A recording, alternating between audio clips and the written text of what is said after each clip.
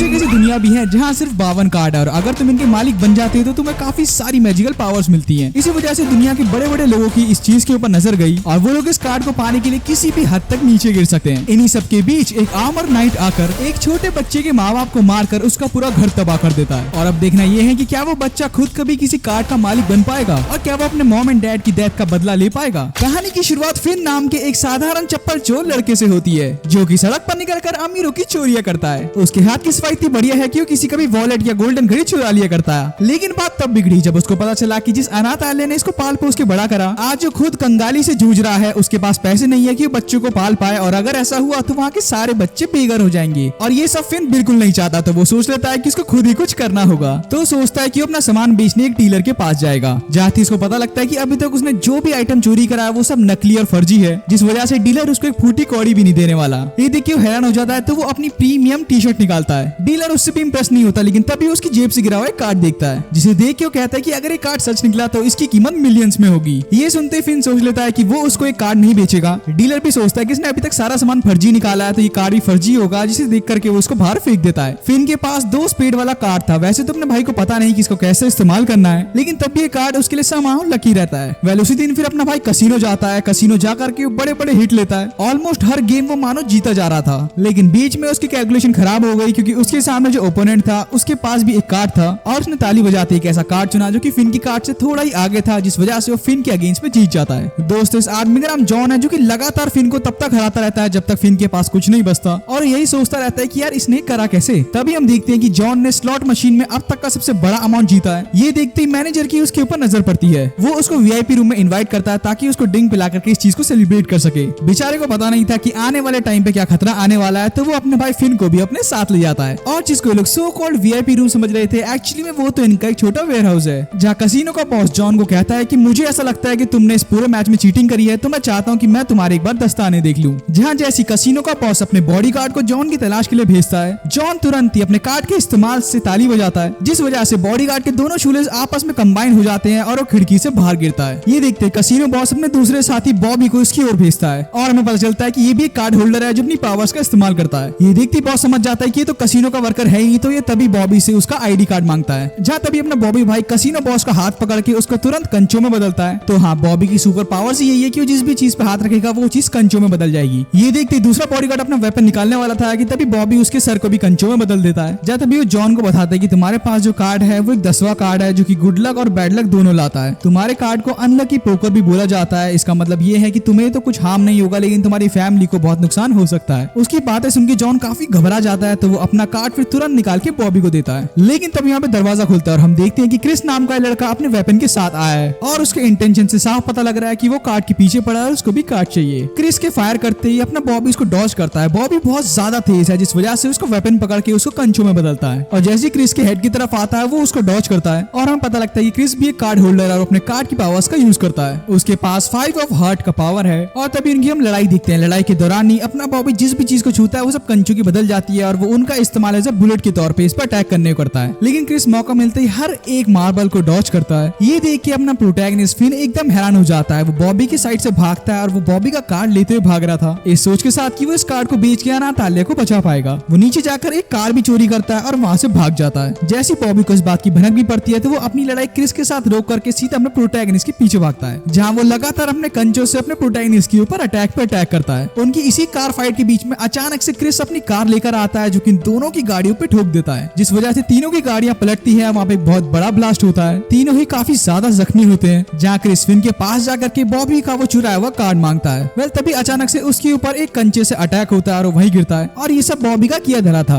Well ये सारी चीजें देखकर अपना प्रोटैगनिस्ट यही सोचता है कि यार मेरे पास भी तो कार्ड है, मुझे भी उसकी पावर्स यूज करनी चाहिए। जहाँ वो अपने 2 स्पेड से एक वेपन निकालता है और सीधा बॉबी के ऊपर फायर करता है। इससे बॉबी को लग जाती है। उसका कंचो वाला गेम वही खत्म हो जाता है। इधर हम देखते हैं कि सर फटने के बावजूद भी क्रिस अभी भी जिंदा है। इधर हमें बताया जाता है कि इस पूरी दुनिया में 52 कार्ड्स हैं और हर कार्ड ओनर के पास अपनी एक अलग एबिलिटी और पावर्स हैं। जैसे कि फिन के सामने खड़ा क्रिस, उसके पास 5 ऑफ हार्ट्स है जो कि उसको पावर देता है कि वो इमॉर्टल है और वो कभी मर नहीं सकता। जहाँ तभी क्रिस अपने प्रोटैगनिस्ट को कहता है कि अभी भी वक्त है, अपना कार्ड मुझे दे दे वरना तेरे साथ बहुत बुरा हो सकता है। लेकिन तभी उनके पास से स्पीड की एक कार आके रुकती है। उस कार में से काफी सारी अलग अलग टहनियां आती है जो कि सीधा अपने प्रोटैगनिस्ट को लगती हैं और अपना भाई सीधा बेहोश हो जाता है। उसकी आंखें एक अच्छे रूम में खुलती है जहाँ उसके सामने चाय रखी हुई थी और उसको रियलाइज रियलाइज होता है कि उसका कार्ड चोरी कर लिया गया है। इधर वो देखता है कि उसके सामने एक बर्नार्ड नाम का बटलर भी है और जब तक वो बेहोश पड़ा रहा तब तक बटलर ने उसके बारे में काफी ज्यादा इन्वेस्टिगेशन करी, काफी सारी इन्फॉर्मेशन निकाली, ये तक निकाला कि इसकी कितनी सारी गर्लफ्रेंड्स रही हैं। वैसे तुम में से किसी की गर्लफ्रेंड रही है तो मुझे कमेंट करके जरूर बताना और कितनी है वो भी बता देना। वैसे सब्सक्राइबर्स तो तुम मेरे ही हो तो मुझे लगता नहीं कि तुम्हारी कोई रही होगी। वेल जब तक इस बारे में अपना फिन कुछ बोल पाता है कि तभी वो देखता है कि दरवाजा खुल के क्रिस यहाँ आ चुका है। वेल क्रिस फिर उसके पास आके उसका कार्ड उसको दिखाता है, जिसे देखती अपना प्रोटैगनिस्ट जैसे उससे छीनने वाला था कि तभी क्रिस उसके मुंह के अंदर अपना वेपन रखता है और कहता है कि अगर तूने एक भी कदम बढ़ाया तो मैं यही फायर कर दूंगा। ये देखती अपने भाई की फट जाती है तो वो चुपचाप वापस पीछे बैठ जाता है। इधर फिर बटलर अपने प्रोटैगनिस्ट से सीधा मुद्दे की बात करता है। वो चाहता था कि फिन उसकी ऑर्गेनाइजेशन को ज्वाइन कर ले। इनकी ऑर्गेनाइजेशन का नाम पिनोशे है, जिसका काम है कि वो दुनिया भर में फैले हुए 52 कार्ड्स की लोकेशन पता करे। इनके मेन लीडर का नाम जूलियस है, जो कि 4 देशों का राजा है। जहाँ इनको राजा ने ही ऑर्डर दिया है कि वो सारे कार्ड्स को इकट्ठा करे ताकि उन कार्ड से मिलने वाली ताकत का इस्तेमाल कोई गलत तरीके से ना करे। वो नहीं चाहते कि उनकी पावर की मदद से किसी को चोट पहुंचे और शहर में क्राइम बढ़े। जहाँ ये लोग अपनी आइडेंटिटी छुपाने के लिए पुराने जमाने की लग्जरी महंगी कार्स बेचते हैं। तो बेसिकली इनकी एक कार बेचने वाली दुकान है, इनका कार्स में ही कारोबार होता है। जहाँ बेसिकली क्रिस कंपनी की सेल्स संभालता है, ये लड़की वेंडी कंपनी की सिक्योरिटी संभालती है और दूसरी तरफ विजय कंपनी की ऑनलाइन सेल्स मैनेज करता है। और इसके अलावा जितने भी इंपॉर्टेंट काम है वो सब बटलर संभालता है। आगे हम देखते हैं कि टेबल के सामने एक मैगजीन पड़ी होती है, लेकिन एक्चुअली में उसके पीछे काफी सारे हथियार छुपे थे। वेल ये सारी बात सुनने के बाद प्रोटैगनिस्ट बटलर को कहता है कि मुझे तुम्हारे इस बैटमैन आई एम जस्टिस वाली चीज में कोई इंटरेस्ट नहीं है। तो बटलर सोचता है कि वो अपने प्रोटैगनिस्ट के ऊपर अब प्रेशर बनाएगा। वो उसको कहता है कि याद करो कल रात तुम्हारे ऊपर एक लाल बालों वाले बंदे ने अटैक किया था। उसका पूरा नाम बॉबी बॉल्स है, जो कि एक माफिया फैमिली के लिए काम करता है। उसकी फैमिली कॉन लाइक फैमिली है और उनका भी यही काम है कि जगह जगह लोगों को लोकेट करके उनके कार्ड छीनते हैं। और वो लोग ऐसा इसलिए कर पाते हैं क्योंकि उनकी पहुंच सरकार और पुलिस तक है। तो बटलर अपने प्रोटैगनिस्ट को कहता है कि तुम्हारे पास एक ही चारा बचा कि तुम्हें अपना कार्ड हमें देना होगा, वरना ये लोग तुम्हें ढूंढ करके तुमसे तुम्हारा कार्ड जरूर छीन लेंगे। जहाँ बटलर उसको प्रॉमिस करता है कि अगर तुम हमारी टीम में काम करोगे तो मैं तुम्हें ज्यादा सैलरी दूंगा। ये सुनते प्रोटैगनिस्ट सोच लेता है कि अगर ऐसा हुआ तो मैं अपने अनाथालय को बचा पाऊंगा। तो वो तुरंत उसकी टीम में ज्वाइन होने को रेडी हो जाता है, जिसके बदले में बटलर उसको उसका कार्ड वापस करता है और क्रिस को कहता है कि इस पर थोड़ा नजर रखना। जहाँ तभी क्रिस अपने प्रोटैगनिस्ट को लेकर के कपड़ों की दुकान पे जाता है। जहाँ जाकर के वो उसको कहता है कि देखो तुम हमारी कॉर्पोरेशन में ज्वाइन होने वाले हो तो बेहतर यही रहेगा कि तुम कोई सूट चुन लो। वेल जब तक वो चुन रहा होता है वो अपने क्रिस से पूछता है कि एक बात बताओ, मैंने तो तुम्हें अपनी सामने से मरता हुआ देखा था, तो तुम वापस से जिंदा कैसे हो गए? क्रिस बताता है कि ये मेरे कार्ड की पावर है। मेरे कार्ड जब भी कोई फिजिकल डैमेज होता है उसको रिकवर मेरी कैलोरीज के थ्रू कर लेते हैं और यही रीजन है कि मुझे हमेशा बाकी लोगों से ज्यादा खाना पड़ता है। आगे इधर हम देखते हैं क्रिस ने तो अपनी टेबल एक लड़की के साथ पकड़ ली है, वहीं अपना प्रोटैगनिस्ट इसके जस्ट पीछे ही बैठा है। तभी वो लोग देखते हैं कि एक वेटर के हाथों गलती से सामने कस्टमर के ऊपर आइसक्रीम गिर गई। तो गुस्से में उसको धक्का देके उसको पीटने वाला था कि तभी अपना प्रोटैगनिस्ट पास जाके कहता है कि यार भाई आराम से, वेटर से गलती हो गई। तो गुस्से में अपने प्रोटैगनिस्ट को मारने वाला था कि तभी क्रिस आके उसका हाथ रोक के घुमा करके उसको वहीं गिरता है और फिर इन दोनों की मदद से अपना वेटर आज फाइनली पिटने से बच गया। वेल आगे अगले दिन सुबह सुबह ही क्रिस फिन के घर पहुंच जाता है ताकि वो उसको काम के लिए उठा सके। कार के अंदर घुसते प्रोटैगनिस्ट देखता है कि यहाँ पे अलग ही परफ्यूम की स्मेल आ रही है और इधर एक इयरिंग भी है और इससे समझ जाता है कि परफ्यूम और इयरिंग पक्का उसी लड़की की होगी जो कल रात क्रिस के साथ थी। आगे लोग चल ही रहे थे कि उनको एक मिशन मिलता है कि इनको गाड़ी को चेस करना है। जब तभी क्रिस काफी स्पीड की 2 पुलिस वालों की गाड़ी के बीच में से निकालता है। वहाँ पुलिस वाले अपनी गाड़ी रोक लेते हैं ताकि इनका मिशन डिस्टर्ब ना हो और तभी क्रिस अपने कार्ड की पावर यूज करता है। ये देख करके अपना फिन भी अपने कार्ड की पावर का यूज करके अपना वेपन निकाल लेता है और जैसे ही फिन अपनी वेपन की मदद से उस गाड़ी का टायर फोड़ने ही वाला था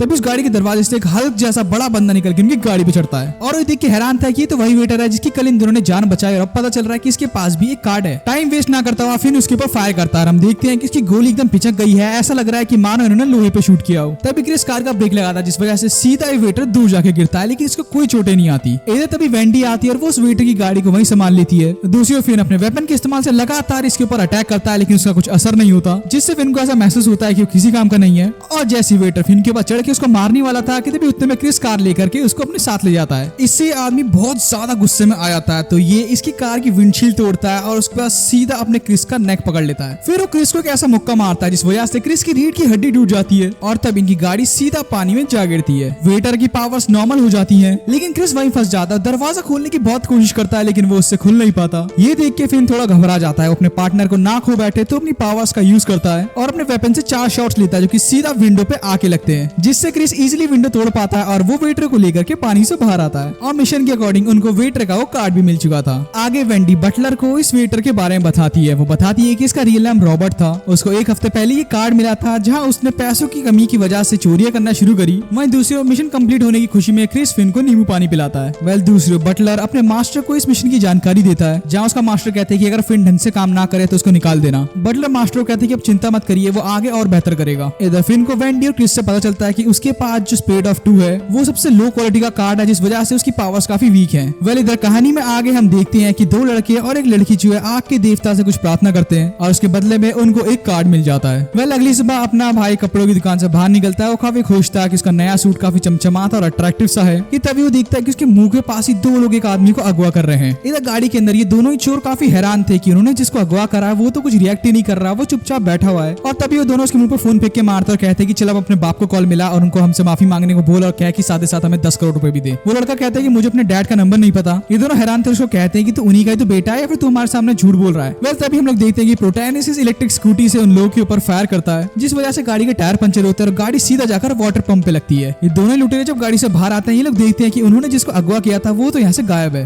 इधर हम देखते हैं कि अपना फिन जो है इस लड़की को पकड़ के अपने साथ ले आया है। अपना प्रोटैगनिस्ट इसको इस रेस्टोरेंट में ले आता है और कहता है कि चलो आज तो मैंने तुम्हारी जान ही बचा ली। ये लड़का कुछ सरप्राइज नहीं था, ये उल्टा उसको कहता है कि तुम खामखा मेरी प्राइवेट लाइफ में दखल अंदाजी कर रहे हो। ये देख के प्रोटैगनिस्ट हैरान हो जाता है, जहाँ इन दोनों की फिर फालतू की बहस यहाँ शुरू हो जाती है। वेल तुम लोग की जानकारी के लिए बता दूं कि इस लड़के का नाम लियो है और ये अमीर घर का शांत लड़का है। तभी इधर यहाँ पे किडनैपर की एंट्री होती है। ये दोनों ही बताती हैं कि पहले इनका बिजनेस काफी अच्छा चल रहा था, लेकिन अचानक से लियो के फादर ने इनके साथ काम करना बंद कर दिया, जिस वजह से हमें अपने बच्चे पालना मुश्किल हो रहा है और हमारा बड़ा क्लाइंट हमसे छूट गया और ये सब इसी की गलती है क्योंकि इसी ने अपने डैड को बोल करके सारी चीजें करवाई। ये सुनते लियो खड़ा होकर कहता है कि दुनिया का यही दस्तूर है मेरे भाई, कमजोर लोग कुचले जाते हैं और ताकतवर लोग आगे बढ़ते हैं। अब जरा हट जा, मेरे पास टाइम नहीं है कि मैं तुम्हारी गरीबी वाली बातें सुनूं। इधर फिर फिन इन दोनों भाइयों को शांत रहने को कहता है, लेकिन इनमें से एक भाई काफी फ्रस्ट्रेटेड था तो फिन के ऊपर ही सीधा अटैक करता है। आगे दोनों भाई फिन से अटैक करते हैं, लेकिन ये दोनों कुछ नहीं कर पाता क्योंकि अपना फिन इनसे टैप आउट करवा देता है। वहीं दूसरी ओर लियो ग्रैनी से चाय लेता है। तभी यहाँ पे पुलिस आती है। पुलिस इन दोनों भाइयों को चोरी के आरोप में पकड़ लेती है। हीरो काफी खुश होकर के ऑफिसर का शुक्रिया करता है कि तभी ऑफिसर उसके हाथ में भी हथकड़ी पहनाते हुए कहती है कि तुमने एक इलेक्ट्रिक स्कूटर चोरी किया है। और फिर लियो और प्रोटैगनिस्ट को कहती है कि तुम लोगों को विटनेस के तौर पे हमारे साथ चलना होगा। जेल पहुंचने के बावजूद भी इन दोनों की लड़ाई होती है। एक कहता है कि तू और बन जा हीरो, वहीं दूसरा कहता है कि तेरे डैड के चक्कर में सारा काम हुआ है। फिर ये देख के हैरान था कि उसको इस गार्ड ने रोका नहीं, तो वो भी चुपके से वहां से बाहर निकल के उसके साथ चला जाता है। इधर ऑफिसर आके देखती है कि भाई ये दोनों ही गायब है। ऑफिसर का कैप्टन यंग आता है, जिसको देख करके वो कहती है कि सर वो दोनों लड़के भाग गए। कैप्टन कहता है कि अच्छा वो दोनों चले गए, अगर तुम्हें अपनी जान की परवाह तो उन दोनों का पीछा करना छोड़ दो। वहीं दूसरी सेल के अंदर ये दोनों भाई बैठे हुए थे, सोचते हैं कि अब इनका क्या होगा कि तभी इनकी पार्टनर निक्स आकर के इनको बचा लेती है और गुस्से में आधा पुलिस स्टेशन जलाते हुए जाती है। आगे फिन लियो का पीछा ही करता है, जिसे देख करके लियो गुस्से में कहता है कि अरे यार तू मेरा पीछा ही छोड़ देना। और तभी हम देखते हैं कि फिन वहां से गायब हो जाता है। लियो फिर जैसे रोड क्रॉस करने वाला था तभी वो देखता है कि फिन उसके लिए स्नैक्स लेकर आया है और उससे माफी भी मांगता है क्योंकि उसने लियो के डैड के बारे में बहुत बुरा भला कहा था। आगे वो दोनों बैठ करके स्नैक्स खाते हैं, जब फिन अपनी कहानी बताते हैं कि कैसे वो अनाथालय में पला बड़ा और उसको बिल्कुल नहीं पता कि उसके मॉम एंड डैड कैसे दिखते हैं, वो लोग कहाँ पर होंगे। ये सुनकर के लियो कहता है तो क्या तुम मुझसे सिंपैथी मांगना चाहते हो। खा पी करके लियो को अपने घर जाना था तो उसको पता नहीं था कि वो कैसे जाएगा। तभी फिन को सामने सबवे दिखता है। उसको कहता है कि चलो मेट्रो से चलते हैं, तुमने कभी मेट्रो नहीं घूमी होगी ना। वेल आगे दोनों फिर मेट्रो से अपने घर की ओर जाते हैं और जैसे ही लोग स्टॉप पे रुकते हैं इनके सामने यही चोर लुटेरे आ चुके थे। जहाँ तभी निक्स अपने 7 क्लब कार्ड होल्डर की मदद से फायर पावर का यूज करती है और पूरी मेट्रो में आग लगाने के बाद लियो को कहती है कि जल्दी अपने डैड को फोन मिलाओ। वो कहता है कि मैंने तुम्हारे भाइयों को बोल दिया है कि मेरे पास उनका नंबर नहीं है, क्योंकि उसको पता है कि उसके डैड को उसकी एग्जिस्टेंस से बिल्कुल फर्क नहीं पड़ता। ये सुन के निक्स कहती है कि चलो फिर ठीक है, आज उनको अपने बेटे की डेड बॉडी देखने को मिलेगी। उसकी आग से मेट्रो फिर इतनी ज्यादा गर्म हो जाती है कि भाई वहाँ का शीशा भी टूटने लगता है। जहाँ आगे हम देख सकते हैं कि जो 3 लोग हमें दिखाए गए थे दरअसल यही लोग थे। इन्होंने फिन और लियो को पकड़ा हुआ। फिन देख के हैरान है कि ये लोग काफी अजीब हरकतें कर रहे हैं। इधर तभी फिन के पास एक सीक्रेट चाबी थी जिससे अपनी हथकड़ियां खोल देता है और इधर दोनों भाई तैयार थे कि वो इन दोनों को सैक्रिफाइस करके अपने लिए पावर्स लेंगे। जहाँ तभी फिर अपना भाई कार्ड की मदद से उन दोनों को गिरा करके आगे भागता है और फिर इनकी बहन पे अटैक करता है। लेकिन निक्स की फायर इतनी ज्यादा गर्म थी कि वो इसकी बुलेट को भी पिघला देती है और लगातार फायर अटैक की वजह से अपने भाई की गोलियां भी खत्म हो चुकी थी। आगे निक्स भी फिन को पकड़ ही लेती है और जैसे अपने फायर अटैक से इसको डिस्ट्रॉय करने वाली थी, लेकिन तभी वहाँ पे शीशा तोड़ते हुए कार आती है जो कि निक्स के अटैक को रोकती हुई वहाँ रुकती है। जहाँ तभी उस कार में से क्रिस बाहर आता है जिसके हाथ में एक सूटकेस भी था। उस ब्रीफ केस में करोड़ों रुपए थे जो कि लियो ने क्रिस को लाने को बोले थे। जहाँ क्रिस सीधा ब्रीफ केस लियो के पास गिराता है। लियो ब्रीफ केस खोलता है और हमें पता लगता है कि लियो भी एक कार्ड होल्डर है और इस पे 7 डायमंड वाला कार्ड है। इसका मतलब कि ये कार्ड की रैंकिंग के अपर लेवल पर है। इसकी पावर का नाम है नेवर नो डॉलर। इसकी मदद से इसके आसपास जो भी कैश होता है वो उसको कंबाइन करके किसी ऐसी चीज में जोड़ सकता है जो कि उसके बराबर हो। तो आसपास इसने जितने पैसे फेंके थे उसकी मदद से एक बजूका आ सकती है, तो वो यहाँ पे बजूका समन करता है और एक ही ब्लास्ट में इस लड़की और इस भाई को वहीं चित करता है। इस ब्लास्ट से चारों तरफ पैसे बिखर जाते हैं, जहाँ लियो जाकर के निक्स का कार्ड ले लेता है। वेल फिर आगे फिन और क्रिस को दोनों को ही झटका लगता है जब इनको पता लगता है कि लियो एक्चुअली में इनकी ऑर्गेनाइजेशन का मालिक है और इनके ऑर्गेनाइजेशन के प्रेसिडेंट का बेटा भी है। जहाँ वो फिर इन दोनों को नीचे बिठा करके इनकी क्लास लगाते हुए कहता है कि तुम्हारी रिपोर्ट काफी अच्छी नहीं आती है, जब देखो तुम लोगों को हीरो बनना होता है। वेल आगे कहानी में हम एक छोटी बच्ची को देखते हैं जो कि अपने सेंसे को फाइट फाइट करते हुए देखती है और फिर वो सीधा अपने पुरखों के कार्ड की ओर जाती है। जैसे वो कार्ड को छूती है उसको अलग ही पावर फील होती है, जहाँ तभी सैमुराई इससे कार्ड ले लेता है। आगे लड़की अपनी सैमुराई ट्रेनिंग में मेहनत करती है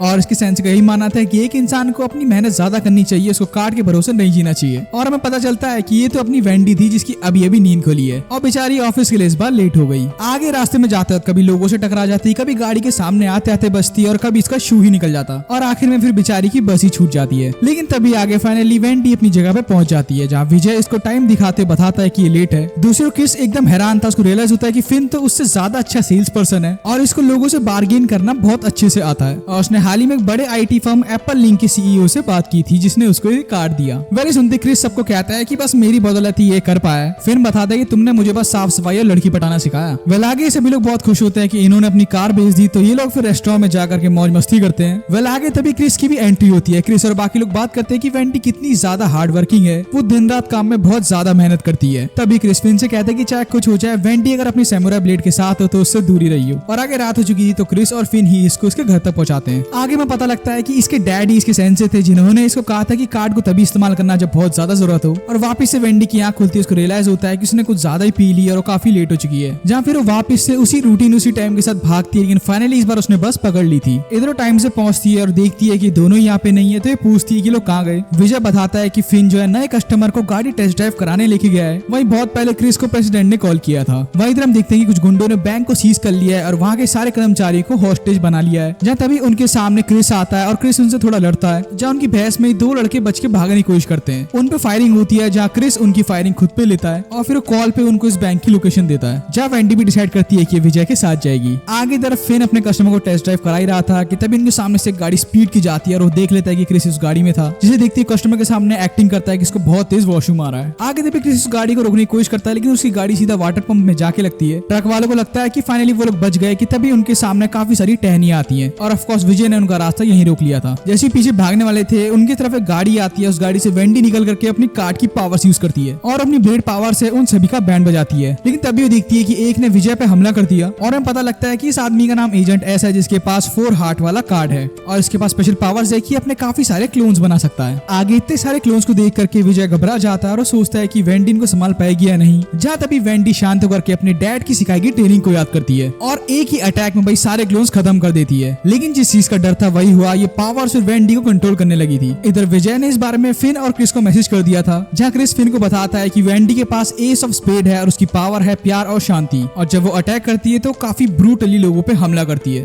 और ये एजेंट वेंडी का डरावना रूप देख करके बेहोश हो जाता है। इधर तभी लियो हेलीकॉप्टर से डायरेक्ट एक बड़ा सा सेफ केस इसके ऊपर गिरता है और वो बताता है कि यही वो सेफ केस है जिसको बड़े बड़े बैंक्स यूज करते हैं और मुझे नहीं लगता कि वेंडी से बाहर निकल पाएगी। लेकिन पलक झपकते ही वो इस केज को तोड़ के इसके हेलीकॉप्टर पर अटैक करती है, जहाँ हेलीकॉप्टर ब्लास्ट से पायलट और लियो नीचे गिरते हैं, जिनको विजय बचा लेता है। आगे क्रिस और फिन भी यहाँ आ जाते हैं और जैसे ही क्रिस गाड़ी से बाहर निकलता है सीधा क्रिस पर अटैक करती है। वो उस पर लगातार अटैक करती है, उसको बहुत मजा आता है कि तभी क्रिस उसकी ब्लेड पकड़ के उसको वहीं रोकता है और फिर दूर से फिन अपने वेपन से उसके ऊपर नॉन स्टॉप बुलेट फायर करता है, जिससे उसकी ब्लेड उड़ करके नीचे गिर जाती है। और फिर वेंडी के पावर जाने से पहले फिन को कहती है कि अगली बार जब तुमसे मिलूंगी तो तुम्हारे साथ भी बहुत मौज मस्ती होगी। इधर तभी वहाँ पे बेहोश हो जाती है और हमें दिखाया जाता है कि कैसे अपने बूढ़े डैड की सेवा करती है, जहाँ उसके डैड उसको कहते हैं कि तुम्हें वही रास्ता चुनना जो तुम्हारे लिए अच्छा हो। छोटी वेंडी अपने डैड को कहती है कि नहीं, मुझे वही रास्ता चुनना जो आपने चुना था, और फिर वो गले मिलकर के अपने डैड के साथ रोने लगती है। इधर उसकी आंख खुलती है और देखती है कि फिन उसके सामने है। आगे अगले दिन सुबह होती है, क्रिस देखता है कि भाई सारा ऑफिस चमचमा रहा है, जहाँ फिन कहता है कि मैंने इस बार साफ सफाई नहीं करी, ये तो वेंडी ने करी और वो हमारे ब्रेकफास्ट भी लाई है, और ऑब्वियसली सैंडविच उनको काफी घटिया लगता है। वेल आगे हमें पता चलता है जो बैंक में चोरी करने वाला एजेंट एस था वो एक्चुअली में क्लोंडिक फैमिली का जॉन डोई है, और एक कैप्टन वापिस से इधर परेशान हो जाता है। आगे ऑफिसर बैंक जाती है सीसीटीवी कैमरा के लिए, जहाँ पे सारी लड़कियां भाई अपनी क्रिस की तारीफ कर रही थी कि ये कितना हैंडसम है और इसने सबकी जान बचाई। वेल आगे ऑफिसर कैप्टन को कहती है कि अब तो उसकी तस्वीर कैमरे में भी है,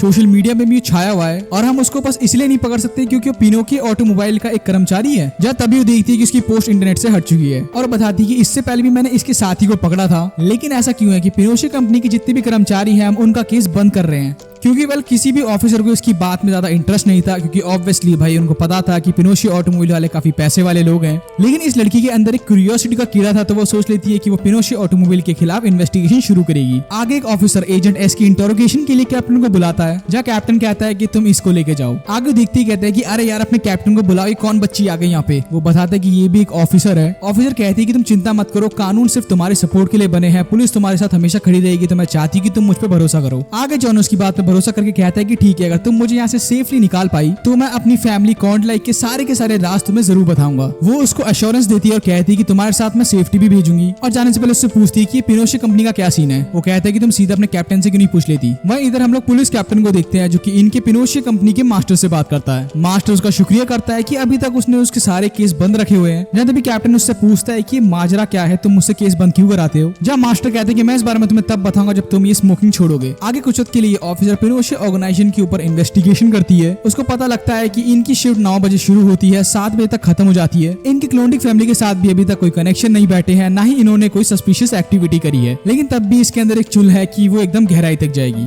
आगे इधर एक चैरिटी पार्टी का सीन चलता है, जहाँ एक कैप्टन इस बॉबी से मिलता है। वो उसको चिढ़ाते हुए कहता है कि तुम्हारे ऊपर ये काम ज्यादा सूट करता है, तुम्हें पता है जिसने तुम्हारी हालत ऐसी करी है वो एक्चुअली में एक छोटा बच्चा ही है। अब देख लो बेटा, तुम्हारा भविष्य अंधकार में ही दिख रहा है। वेल बॉबी को इतना गुस्सा आता है कि उसका दोस्त उसको कंट्रोल करता है। आगे इधर पार्टी में कैप्टन नोटिस करता है कि बड़े बड़े अमीरपति, म्यूजिशियंस और मिलिट्री के कुछ लोग भी आए हैं। और तब यहाँ पे एंट्री होती है इनकी फैमिली के मेन लीडर बैन कॉन्डलाइक की। और मैं तुम्हें बता दूं कि पुलिस कैप्टन और बैन कॉन्डलाइक बचपन के दोस्त हैं। इधर फिन को फील होता है कि कोई उसकी जासूसी कर रहा है, तो जैसे ही आगे जाता है उसको ऑफिसर दिखती है जो उसको पकड़ लेती है और सीधा उसको स्टेशन लेके जाती है। इधर हम देखते हैं कि बैन कॉन्डलाइक सबको बताता है कि ये एक चैरिटेबल इवेंट है और इन सभी बच्चों के लिए करा गया जो बच्चे अनाथ है और उनके पास कोई घर नहीं है। वेल तभी अपने फैमिली के उस पर्सन को लेके आता है जिसने उसको धोखा दिया है और मुखौटा निकल के में पता लगता है कि ये तो वही जॉन है। और उसको यही डर लग रहा है कि उसका परिवार उसको वापस एक्सेप्ट नहीं करेगा, क्योंकि वो अपना कार्ड खो बैठा है। वहीं इधर ऑफिसर सोच लेती है कि वो फिन को पकड़कर जेल लेके जाएगी, उससे पूछताछ करेगी। लेकिन तभी एक स्कूल बस आकर के उसकी कार को टक्कर देती है। जहाँ तभी लोग देखते हैं कि जिस स्कूल बस ने इनको टक्कर मारी है वो हवा में अचानक से उड़ करके सीधा इनकी गाड़ी के ऊपर गिरने वाली है। लेकिन उतने में ऑफिसर अपने प्रोटैगनिस्ट की हथकड़ी खोलती है और ये दोनों ही बाहर निकल जाते हैं। वहीं दूसरी तरफ बैन कॉन्डलाइक अपनी पावर की मदद से अपनी फैमिली मेंबर को डिस्ट्रॉय कर देता है। दूसरी अपना प्रोटैगनिस्ट दूर से एक फीमेल मैजिशियन को अपने पास आते हुए देखता है। वो तुरंत ही अपना कार्ड एक्टिवेट करता है, जिसको देखकर ऑफिसर हैरान थी कि क्या चीज है। और तभी मैजिशियन अपनी पावर की मदद से ऑफिसर का गला टाइटली पकड़ लेती है और प्रोटैगनिस्ट की वेपन का डायरेक्शन सीधा उसके मुंह पे करती है। हीरो को समझ नहीं आता कि अब उसको क्या करना चाहिए। जहाँ तभी मैजिशियन ये सारी चीजें रोकती है और ऑफिसर को कहती है कि आइंदा से हमारी फैमिली में कोई दखल अंदाजी मत करना। और प्रोटैगनिस्ट को वार्निंग देती है कि अगली बार मेरी तरफ कोई वेपन पॉइंट मत करना। और इन दोनों को वार्निंग देते हुए वहाँ से चली जाती है। आगे हम देखते हैं कि कैप्टन अपने दोस्त बैन कॉन्डलाइक से मिलता है और उससे पूछता है कि आज से काफी टाइम पहले किंग जूलियस के पास जो कार्ड्स थे वो तुम्हारी फैमिली ने मिलकर चोरी कर लिए, जिस वजह से आजकल काफी सारे क्रिमिनल्स आ रहे हैं जिनके पास कार्ड मिल रहे हैं। क्योंकि दूसरा मास्टर तो मुझे बता नहीं रहा, तो सोचा तुमसे ही पूछ लूं। तभी ये कहता है कि तुमने एक्स ब्रांड का नाम सुना है, तुम नहीं चाहते कि पोलैंड आग की लपटों में जले। और जाने से पहले कहता है कि मास्टर पे भरोसा मत करना, हो सकता है तुम पे अटैक कर दे। आगे इधर ये लड़की बौखला जाती है, इसको समझ नहीं आता कि भाई ये इसने क्या देख लिया। फिन कहते हैं कि मैंने तुम्हें पहले ही कहा था कि हमसे दूर रहो। वो बताती है कि मैं रहना चाहती थी, लेकिन मेरे अंदर ही जो क्यूरियोसिटी का कीड़ा है इसने मुझे रोक के रखा। लेकिन तभी वो देखती है कि अपना प्रोटैगनिस्ट उसको उसी हथकड़ी में बांध करके चला गया और उसने चाबी थोड़ा दूर रख दी। इधर अगली सुबह फिन देखता है कि यार अभी भी पुलिस वाले ये लड़की और इसका कैप्टन जो है इसके ऊपर निगरानी कर रहे हैं। वहीं ये लड़की अपने कैप्टन को बताती है कि कल रात उसने जो देखा उसको अभी भी भरोसा नहीं हो रहा है। और फिर वो बड़बड़ाने लगती है कि कैसे बचपन में वो पुलिस बनने का सपना दिखती है, जो कि कैप्टन को बिल्कुल पसंद नहीं आता। और उसको चुप कराने के लिए कैप्टन कहता है कि तुमने जिस जॉन को भरोसा दिया था उसकी डेड बॉडी मिली है और थोड़ा संभल के रहना, हो सकता है अगला निशाना तुम बन जाओ। वेल आगे फिर हमें स्टोरी बताई जाती है कि बहुत टाइम पहले जब ये ट्रापला नाम की जगह 4 हिस्सों में बटी हुई थी, तब बाहर देश से काफी सारे सोल्जर्स आए जिन्होंने इस सारी जगह के रिसोर्सेज लूटे और यहाँ के लोगों को मारा। ये देख करके एक जादूगर अपने साथ एक बच्चा लेके आया था। माना जाता है कि जो जादूगर है यही इस जगह का असली राजा था और उन्होंने फैसला करा कि वो चारों जगह से एक एक वॉरियर चुनेंगे। और इस तरीके से 52 सोल्जर्स बनाए गए जिनको इस जादूगर ने एक एक कार्ड दिया था। लेकिन ज्यादा मेहनत करने के बावजूद भी सोल्जर्स जीत नहीं पाए, तो अपनी जमीन को बचाने की उनके अंदर जितनी भी आग थी वो सभी जादू के तौर पर उन कार्ड में डाल दी गई। और तभी इन सारे कार्ड्स को इस बच्चे ने इकट्ठा करा और अपनी पूरी पावर से इन सारे सोल्जर्स को मार गिराया। और इस तरह से ये लड़का पोलैंड का पहला राजा बना। और ये सारी कहानी एक होस्ट ऑक्शन इवेंट में सुना रहा था, जहाँ बताता है कि उस टाइम के जितने भी सोल्जर्स के पास हथियार और आर्मर थे वो सब ऑक्शन के लिए हैं। और साथ ही साथ एक यूनिक कार्ड भी है, तो आप में से जो ज्यादा बोली लगाएगा वो एक कार्ड हम उनको दे देंगे। इसका नाम नोमन किंगस्टा है, जो कि एक सीईओ भी है कार मैन्युफैक्चरिंग कंपनी का। जहाँ रिपोर्टर के आते काफी एक्साइटेड हो जाता है और कहता है कि ये कार्ड तो मुझे ही मिलेगा क्योंकि मैं ही असली किंग हूँ। आगे इस बंदे का पूरा भाषण अपनी पूरी टीम सुन रही होती है, जहाँ विजय कहता है कि कुछ तो रीजन है कि ये हमारे प्रेसिडेंट को अपना दुश्मन मानता है। आगे वेन वेंडी टीवी पे इसकी सेक्रेटरीज को दिखा के बोलती है कि हमें इन दोनों से बच के रहना है और उनको इस बार मिशन मिला है कि जो कार्ड ऑक्शन में है इनको उस रियल कार्ड को लेकर के इस फेक कार्ड को वहाँ लगा देना है। आगे यहाँ पे लियो आता है और वो कहता है कि हमें अपना मिशन याद रखना है और वैसे भी हम कुछ गलत नहीं कर रहे, कार्ड मेरी फैमिली का था तो वो मेरे पास ही आएगा। अभी फिलहाल के लिए ये कार्ड जो है काफी सीक्रेटली रखा गया है। वहीं क्रिस बात करता है कि इससे पहले ट्रापला पैलेस में भी तो काफी सारे कार्ड रखे हुए थे जो सुनने में आ रहा है कि कॉर्नलाइक फैमिली ने चुरा दिए। लियो कहते हैं कि हाँ, इस बारे में अभी भी इन्वेस्टिगेशन चल रही है और तभी फिन को देखता है जिसकी हालत काफी ज्यादा खराब हो गई। ये देखकर लियो सोचता है कि उसको मिशन से हटा देगा, लेकिन तभी क्रिस और बाकी टीम कहती है कि ये हमारा मेंबर है और हम इसके साथ ही मिशन पूरा करेंगे। आगे इधर हम लोग देखते हैं कि ट्रापला के उस टाइम के सोल्जर्स के जितने भी सामान थे उन सभी को ऑक्शन करा जाता है। वहीं दूसरा हम लोग फिन को देखते हैं जिसने सिक्योरिटी की ड्रेस पहनी थी और वो मेन गार्ड से उस एरिया की चाबी चुरा लेता है, लेकिन उसको उल्टी इतनी आती कि वो चाबी उसको सीधा विजय को देनी पड़ती है, जहाँ वो सीधा वेंडी को एज जूस के तौर पे चाबी देता है और वो सीधा बोट की नीचे वाली जगह पर चली जाती है। इधर यहाँ पे हाई सिक्योरिटी थी तो वो जानबूझ के कैबिन गार्ड से टकरा जाती है और माफी के तौर पे उसको अपने साथ लेकर जाती है और वहाँ जो की गिरती है वो क्रिस उठा के ले लेता है। वह इधर विजय किचन में जाकर के एक आलू पकड़ता है और उसकी पावर की मदद से भाई टहनिया सीधा वेंटिलेटर के थ्रू अंदर डालता है। ये टहनिया उसी रूम में जा रही थी जहाँ पे वेंडी मौजूद थी, तो वेंडी कैबिन सिक्योरिटी गार्ड का ध्यान भटकाने के लिए उसको कहती है कि आओ थोड़ा ड्रिंक करते हैं। जहाँ मौका मिलते ही वो उसका सिक्योरिटी कार्ड चुरा लेता है। आगे सबकी जानकारी वो लोग लियो को देते हैं।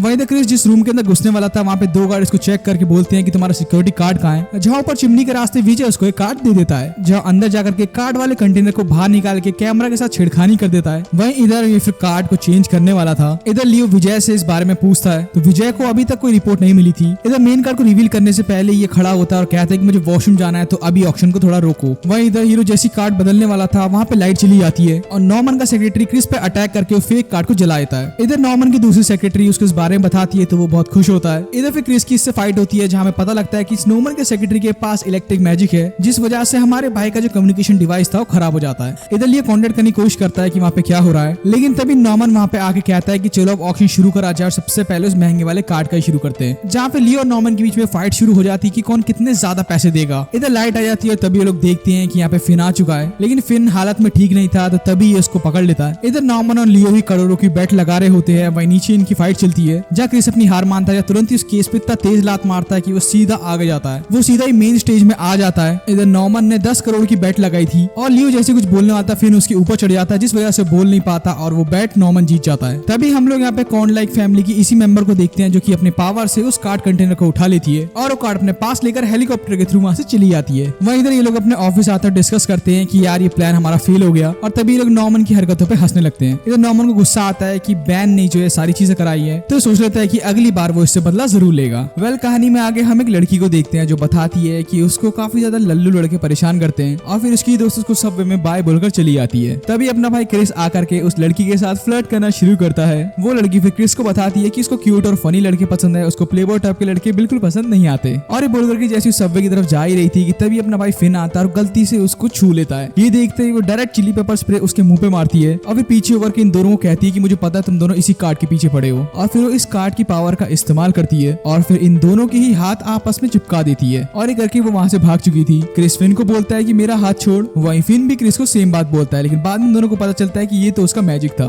आगे दोनों रेस्टोरेंट में आते हैं और यही सोचते हैं कि अगर गलती से भी वेंडी और लियो को पता चल गया कि हमारी हालत ऐसी हो रखी है तो वो लोग भर भर के मजाक उड़ाएंगे। इधर ये भी आके कहता है कि रुको मैं तुम्हारे लिए 2 चम्मच ले आता हूँ। आगे दोनों ही फैसला कर लेते हैं कि उनको उस लड़की को ढूंढना होगा। वहीं विजय इंस्टाग्राम पे उस लड़की को ढूंढ लेता है, उनको पता चलता है कि उस लड़की का नाम चेल्सी है। बाय द वे मैं भी इंस्टाग्राम पे हूँ तो मुझे फॉलो कर सकते हो, लिंक डिस्क्रिप्शन में मिलेगा। इधर ये दोनों ही फिर उस जगह पहुंच जाते हैं जहाँ पे इसने फोटो क्लिक करी। इधर चेल्सी अपनी फीमेल दोस्तों के साथ घूमते हुए डिसाइड करती है कि इसको कौन सा लड़का पसंद आएगा। तभी क्रिस और फिन वहाँ पे पहुंच जाते हैं जहाँ तभी क्रिस उसको कहता है कि हमारा काम बस कार्ड कलेक्ट करना है, एक बार के लिए अपना जादू हटा दो। जहाँ चेल्सी गुस्से में फिर उनके ऊपर जूस गिरा के भाग जाती है। जहाँ फिर ये दोनों ही मिलकर के चेल्सी का पीछा करते हैं और दोनों एक साथ सेम स्पीड पे नहीं भागते जिस वजह से दोनों नीचे गिरते हैं और जैसे ही वो लोग उठते हैं कि तभी चेल्सी उनको टॉय की मदद से पूल में फेंकती है। ये सब देख करके भाई क्रिस डिसाइड कर लेता है कि वो अपने हाथ को अलग करेगा, लेकिन इससे भी कुछ फर्क नहीं पड़ता। वो कहती कि ऐसी वो लोग स्टॉकर थे और तभी हम देखते हैं कि वो जिस रेस्टोरेंट में है उस रेस्टोरेंट में क्रिस और फिन आ चुके हैं। ये फिर उनको देखते ही उनसे बच के भागने लगती है। कभी दूसरी ड्रेस पहन के फिन और क्रिस के अपोजिट डायरेक्शन में जाती है तो कभी अंडरग्राउंड मेट्रो में सबसे पहले जाकर के ट्रेन के अंदर छुपती है। कभी चेल्सी लोगों को खाना देती है तब ये वहाँ पहुँचते, तो कभी जब वो रिंग में होती है तब ये वहाँ पहुँचते। ये लोग फिर थक हार के बेंच पे बैठ के यही सोचते हैं कि यार पिछले 3 दिन से इन्होंने कोई नींद नहीं ली। आगे तभी फिन उससे पूछता है कि क्रिस तुमने अपनी फैमिली के बारे में नहीं बताया, तुम कहाँ रहते हो। क्रिस कहता है कि कल मुझे इंपॉर्टेंट काम पे जाना है तो अभी हमें चेल्सी से मिलना होगा। आगे तभी इन दोनों की तू मैं होती है कि तभी इनके सामने IT फर्म का कस्टमर आता है। वो इनको इस हालत में देख देख के थोड़ा अजीब फील करता है कि तभी ये दोनों वहाँ से भाग जाते हैं। आगे चेल्सी सुनसान सड़क पे जा रही होती है कि तभी ये दोनों आकर उसको रोक लेते हैं और उसको कहते हैं कि तुम यहाँ पे क्या कर रही हो। वो उनको बताती है कि उसका कहीं पे भी घर नहीं है, वो अपने दोस्तों के काउच पे ही सोती है और इधर उधर घूमती रहती है ताकि उसको एक आइडियल पार्टनर मिल सके। तो उसने सोचा हुआ है कि अपने कार्ड की ताकत का इस्तेमाल करेगी ताकि उसको कोई पार्टनर मिल जाए। तभी क्रिस फ्लर्ट करते हुए कहता है कि तुम्हें कार्ड की पावर की जरूरत नहीं है, मैं चाहता हूँ कि अगर तुम हमें कार्ड दे दो तो तुम्हें जितने पैसे चाहिए मैं तुम्हें वो दूंगा, तुम्हें जो खाना है मैं तुम्हें वो दूंगा। लेकिन उनकी इस बातों से उसको फर्क नहीं पड़ता। आगे चेल्सी फिर क्रिस को कहती है कि तुम्हें ही देख लो, तुम काफी झूठी स्माइल के साथ रहते हो, झूठी आंखों के साथ रहते हो, तुम्हारे अंदर एक खोखलापन है। क्रिस कहता है कि मैं तो ऐसा ही हूँ, मैं खोखला और झूठा इंसान हूँ। चेल्सी जैसी इसको इग्नोर करके आगे जा रही होती है कि तभी क्रिस पीछे पड़ता है, जहाँ फिन उसको रोक के कहता है कि बस कर भाई, अब मुझे थोड़ा सोना भी है। वेल आगे दोनों ही साथ मिलकर कप नूडल खाते हैं और फिर लाइट बंद करके सो जाते हैं। इधर फिन को सपना आता है कि वो छोटा बच्चा है और एक बड़ा सा नाइट आकर उस पर अटैक करने वाला है। उसकी आंख खुलती है, वो देखता है कि वो चेयर पे ही सो बैठा था। तभी क्रिस की नींद खुलती है, वो उसको हैंकी देता है और कहता है कि तुम्हारे बिस्तर में मुझे नींद नहीं आ रही। आगे फिन कहता है कि मुझे ऐसा सपना बार बार आता है, मैंने डॉक्टर से पूछा तो उसने बोला कि तुम्हारे पहले का कोई एक्सीडेंट रहा होगा। और फिर फिन बताता है कि कैसे जब वो 7 साल का था वो अपने भाई को और मॉम एंड डैड को खो बैठा था। इधर क्रिस रात को समझ जाता है कि अब कुछ फायदा नहीं है, तो फिन के पास आके कहता है कि मैं चाहता हूँ कि आज तुम जो भी देखोगे उसको किसी को भी मत बताना, हमारे साथ के मेंबर्स को भी नहीं। आगे इधर सुबह होती है, एक लड़की अपने क्रिस का इंतजार कर रही थी। क्रिस फिन के साथ आकर क्रिस से माफी मांगता है। फिन को यही लगता है कि एक और डेट पे जा रहा है, लेकिन तभी उसको पता लगता है कि इस लड़की का नाम मिशेल है और ये क्रिस की बहन है। आगे उन दोनों को हाथ पकड़ के ऐसे चलते हुए देख करके मिशेल फिन को कहती है कि प्लीज मेरे भाई का अच्छे से ध्यान रखना। फिन जैसे ही इसके अगेंस्ट में कुछ बोलने वाला था कि तभी क्रिस इसका मुंह बंद कर देता है। आगे ये लोग साथ जगह जगह घूमते हैं, जहाँ पे मिशेल बताती है कि उसके भाई ने उसका बचपन से काफी ज्यादा ध्यान रखा है। वही क्रिस भी फिन के बारे में कहता है कि एक बहुत अच्छा पार्टनर है और ये हमारे साथ हर बार मदद करता है। आगे क्रिस की बहन वॉशरूम के लिए जाती है तो फिन और क्रिस बात करते हैं, जहाँ क्रिस बताता है कि उसने अपनी बहन को नहीं बताया कि वो हाई कार्ड्स के लिए काम करता है। तभी पीछे से चेल्सी आती है, उनको पता लगता है कि वो जिस बेकरी में आए हैं वहाँ पे पार्ट टाइम काम करती है। वो क्रिस से पूछती है कि तुम्हें मेरे बारे में पता कैसे चला, मैं तो इंस्टाग्राम पे कुछ पोस्ट भी नहीं करा। आगे उनकी ये सारी की सारी बातें भाई इसकी बहन सुन लेती है। तभी उसकी बहन आके चेल्सी से पूछती है कि क्या तुम भी मेरे भाई की दोस्त हो। वो जब तक कुछ बोल पाती फिन और क्रिस कहते हैं कि हाँ ये भी हमारी दोस्त है। तभी क्रिस की बहन चेल्सी से कहती है क्या तुम नदी के किनारे हमारे साथ आना चाहोगी। और बस फिर होना क्या था, सभी लोग उस जगह पहुंच जाते हैं। आगे चेल्सी जानबूझ के क्रिस की बहन के सामने कहती है कि वैसे तुम मुझ पे लाइन मारते हो, आज क्यों नहीं मार रहे। क्रिस कहता है कि तुमने जोक बहुत बढ़िया मारा है, लेकिन तुम ही थी जिसने मुझे फिन से मिलाया। बेसिकली ये दोनों ऐसे ही लड़े जा रहे थे ताकि एक दूसरे को नीचे दिखा सके। वेल आगे फिर ये भी क्रिस की बहन के साथ मौज मस्ती करती है और ये भूल ही जाती है कि इसको क्रिस को एक्सपोज करना है। फिर वो उसकी बहन के साथ फोटो खिंचा के सोचती है कि ये काम बाद में करूंगी। आगे शाम हो चली थी, उसकी बहन कहती है कि अब हम एक आखिरी झूला और झूलते हैं। क्रिस कहता है कि नहीं किसी और दिन कर लेंगे। तभी फिन उसको कहता है कि यार झूलने देना। जब तक क्रिस कुछ बोल पाता वो देखता है कि उसकी बहन के मुंह से खून आ रहा था और बेहोश पड़ी थी, जिसको देखते ही क्रिस चेल्सी को कहता है कि हम दोनों को अभी अलग करो। उसके बाद क्रिस भागता हुआ अपनी बहन को हॉस्पिटल ले जाता है। आगे हमें पता चलता है कि उसकी मॉम को जो जेनेटिक डिसऑर्डर की बीमारी थी वही उसकी बहन को भी आ गई और वो नहीं चाहता कि जैसे उसने अपनी मॉम को खोया वैसे अपनी छोटी बहन को भी खो बैठे। इस वजह से वो बहुत ज्यादा रश कर रहा होता है कि तभी चेल्सी आकर के उसका हाथ पकड़ के उसको शांत करती है। आगे ये लोग इसके रूम में बैठे हुए थे कि तभी डॉक्टर अपने क्रिस को बाहर बुलाते हैं, जहाँ उसको पता लगता है कि इतने वक्त से अपनी कंडीशन के बारे में इसकी बहन ने क्रिस को झूठ बोला है। उसकी कंडीशन लगातार काफी ज्यादा खराब होती चली गई। आगे मिशेल को होश आता है, जहाँ से हमें पता चलता है कि क्रिस भी एक अनाथ बच्चा था। इधर तभी क्रिस रूम के अंदर आता है, वो फिर अपनी बहन को प्यार करता है। फिर बाहर आकर के फिन और चेल्सी को बताता है कि मेरी बहन एकदम ठीक है। तभी चेल्सी कहती है कि तुम झूठ बोल रहे हो, प्लीज अपनी बहन के ऊपर तो झूठ मत बोलो। ये सुनकर क्रिस कहता है कि सच्चा झूठ कड़वे सच और बुरे वक्त को भुला देता है। चेल्सी कहती है क्यों, तुम्हें अंदर से बुरा नहीं लग रहा। वो कहता है कि मैं तो इमॉर्टल रहूंगा जिंदगी भर और मेरा तो काम है मुखोटे पे मुखोटा लगाने का। तभी चेल्सी कहती है कि मैं तुम्हारे मुखोटे के पीछे का असली चेहरा देख पा रही हूँ। जहाँ तभी चेल्सी कहती है कि तुम मेरा कार्ड ले सकते हो, मुझे नहीं पता कब, लेकिन जब मुझे इसकी जरूरत नहीं पड़ेगी मैं तुम्हें लाके दे दूंगी। क्रिस कहता है कि शुक्रिया, आज तुमने मेरी बहन को कंपनी दी और जब भी तुम्हारा मन करे तो मैं तुमसे कार्ड लेने आ जाऊंगा। वेल कहानी में आगे हम देखते हैं कि फिन सपने में है, वो जहाँ जहाँ जा रहा है वहाँ नाइट्स हैं। उसके घर के चारों तरफ बस आग ही आग लगी पड़ी हुई है कि तभी उसकी आंख खुलती है, वो देखता है कि बस के अंदर ये सपना देख रहा है। वेल तभी ये वापस से इनका कस्टमर आता है। क्रिस उसको वेलकम करता है तो वो उससे बात नहीं करता। तभी क्रिस कहता है कि आपने हमें आखिरी बार जो देखा आपने गलत समझा है। तभी कस्टमर पूछता है कि तुम्हारा फिन के साथ क्या रिश्ता है। वो बताता है कि वो मेरा स्टूडेंट है, वो मेरा छोटा भाई है। तभी आईटी वाला बाहर निकल के कहता है कि जो भी हूँ मैं तुम्हें पसंद नहीं करता। आगे फिन अपने ऑर्फनेज पहुंच जाता है और तभी देखता है कि एक बच्चे के हाथ से बुक गिर गई। बेसिकली यहाँ पे 2 बच्चे लड़ रहे होते हैं। उसको पता चलता है कि यहाँ पे सैम नाम का नया लड़का आया है। वह इधर हम बार को देखते हैं। वो कहता है कि अरे खाने की टेबल में पीछे वाला लड़का क्यों नहीं आया। ओ अच्छा मैं भूल गया, उसने परिवार को धोखा दिया था। मैं चाहता हूँ मेरी जितनी फैमिली बची है वो सब लोग मिले और मैं चाहता हूँ कि हम लोग ताकत के दम पे पूरे विश्व पे कब्जा करें। वह इधर फिन एक सुंदर सा गुलाब लेकर के सैम के पास आता है और उसको बताता है कि वो भी यहीं पे पला बड़ा है। सैम का ध्यान बुक में ही था और वो कहता है कि मेरे मॉम एंड डैड मुझे छोड़कर चले गए। तभी फिन अपनी कहानी बताता